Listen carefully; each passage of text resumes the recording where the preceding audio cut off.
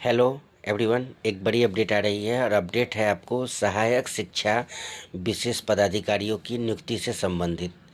अब ये क्लियर हो गया कि एईडीओ की जो बहाली होगी वो बिहार पब्लिक सर्विस कमीशन के थ्रू होगी। इसके लिए जो है न्यूनतम आयु जो है वो 21 वर्ष है और मैक्सिमम 37 वर्ष है सामान्य श्रेणी के, जो कि सामान्य प्रशासन विभाग का जो है वो जो है कि एज का जो क्राइटेरिया है उसके अकॉर्डिंग मिनिमम 21 साल और मैक्सिमम 37 साल, और ये जो आयु सीमा है वो सामान्य वर्ग के लिए है। तो ये जो बहाली है 1339 पदों पर, इसकी अधियाचना की भेजने की तैयारी शिक्षा विभाग जो है वो अंतिम रूप से कर ली है। जल्द ही बीपीएससी को 1339 पदों के लिए अधियाचना भेजी जाएगी और बीपीएससी उसके लिए जो है वो नोटिफिकेशन जो है वो जारी करेगी। और अभ्यर्थियों की न्यूनतम योग्यता स्नातक बिहार शिक्षा प्रशासन संवर्ग नियमावली 2025 के मुताबिक, यानी जो नया संवर्ग का गठन किया गया है उसके लिए मान्यता प्राप्त किसी भी विश्वविद्यालय से स्नातक की डिग्री हो और न्यूनतम आयु 21 वर्ष हो। ये जो है एलिजिबिलिटी क्राइटेरिया है। और नियुक्ति में जो राज्य सरकार द्वारा जो आरक्षण का प्रावधान है वो लागू होगा। मैंने जिस एज के लिए, जैसे जनरल के लिए एज लिमिट 21 है, मिनिमम मैक्सिमम 37, ओबीसी के लिए जो है वो मैक्सिमम 40 है, यूआर फीमेल के लिए भी 40 है। फिर अदर कैटेगरी के लिए, फिर दिव्यांग अभ्यर्थियों के लिए जो एज रिलैक्सेशन है, जैसे जनरल का अगर 37 है तो उसमें 10 साल उनको अतिरिक्त छूट प्रदान की जाती है जो फिजिकली हैंडीकैप्ड है। तो ये एक बड़ी बहाली है और इसकी बहाली जो है वो होने जा रही है। और इसकी जो आयु की गणना है वह 1 अगस्त के आधार पर होगी। यानी अभी ये क्लियर नहीं हुआ है कि 1 अगस्त 24 को ये कंसीडर करेगा या 1 अगस्त 2025 को।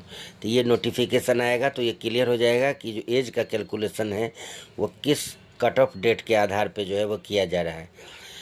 तो सहायक शिक्षा विकास पदाधिकारी का पद जो होगा वो मूल कोटि का होगा। इस पद पर जो नियुक्त होंगे उनको प्रोन्नति भी दी जाएगी और आगे जो एईडीओ की जो प्रमोशन है वह शिक्षा विकास पदाधिकारी के पद पर होगी। इसमें प्रमोशन का भी प्रावधान है।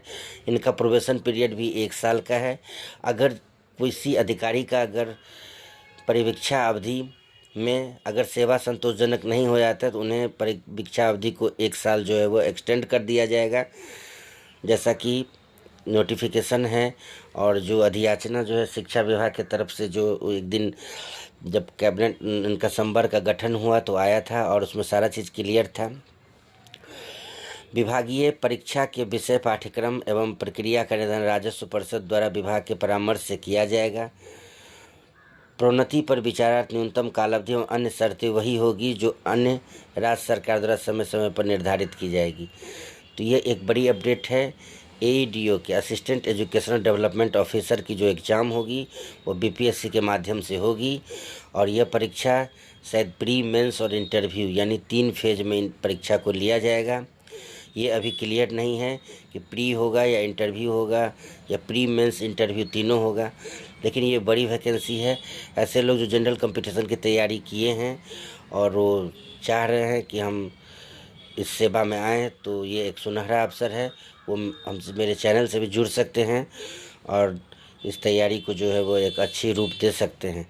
इसके लिए आपको प्री में जो है वो 150 क्वेश्चन होगा और सिविल सेवा परीक्षा में तो नेगेटिव मार्किंग का भी प्रावधान है। और ये जो नोटिफिकेशन आएगा तब क्लियर हो जाएगा कि इसमें नेगेटिव है कि नहीं है।